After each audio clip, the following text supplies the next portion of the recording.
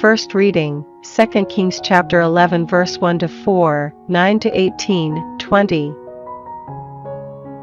When Athaliah mother of Ahaziah learned that her son was dead, she promptly murdered all those of royal stock, but Jehosheba, daughter of King Jehoram and sister of Ahaziah, surreptitiously rescued Jehoash son of Ahaziah from among the princes who were to be murdered, and put him with his nurse in the sleeping quarters.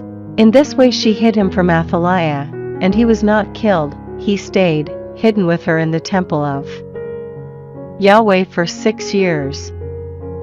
While Athaliah governed the country, in the 7th year, Jehoiada sent for the regimental commanders of the Carians and the guards, and had them brought to him in the temple of Yahweh.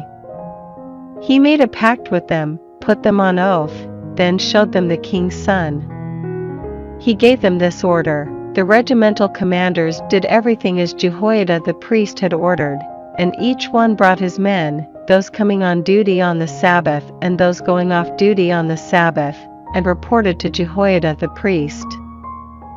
The priest then issued the regimental commanders with King David's spears and shields, which were kept in the temple of Yahweh. The guards then took position, each man with his weapons in his hand, from the south corner of the temple to the north corner of the temple, all round the altar and the temple. Then Jehoiada brought the king's son out, crowned him, and gave him a copy of the covenant, and they made him king and anointed him, and they clapped their hands and shouted, "Long live the king!" On hearing the people shouting, Athaliah joined the people in the temple of Yahweh. When she looked, there stood the king on a dais, as the custom was, with the officers and trumpeters at the king's side, and all the people of the country rejoicing and blowing the trumpets. Then Athaliah tore her clothes and shouted, "Treason! Treason!" Jehoiada the priest then gave the orders to the commanders in charge of the troops, "Take her out under guard and put to death anyone who follows her." For, the priest had already said, she must not be killed inside the temple of Yahweh. They seized her, and when she reached the horses' entry to the palace, she was killed there. Jehoiada made a covenant between Yahweh, the king, and the people that they would remain Yahweh's people, and another one between the king and the people. All the people of the country then went to the temple of Baal and demolished it. They smashed its altars and its images and killed Mattan the priest of Baal in front of the altars. The priest made arrangements for the security of the temple of Yahweh. All the people of the country were delighted. The city, however, made no move.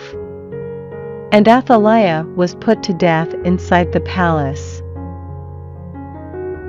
Responsorial Psalm, Psalms chapter 132 verse 11, 12, 13 to 14, 17 to 18.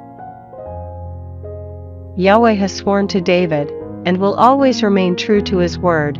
I promise that I will set a son of yours upon your throne. If your sons observe my covenant and the instructions I have taught them, their sons too forevermore will occupy your throne. For Yahweh has chosen Zion, he has desired it as a home.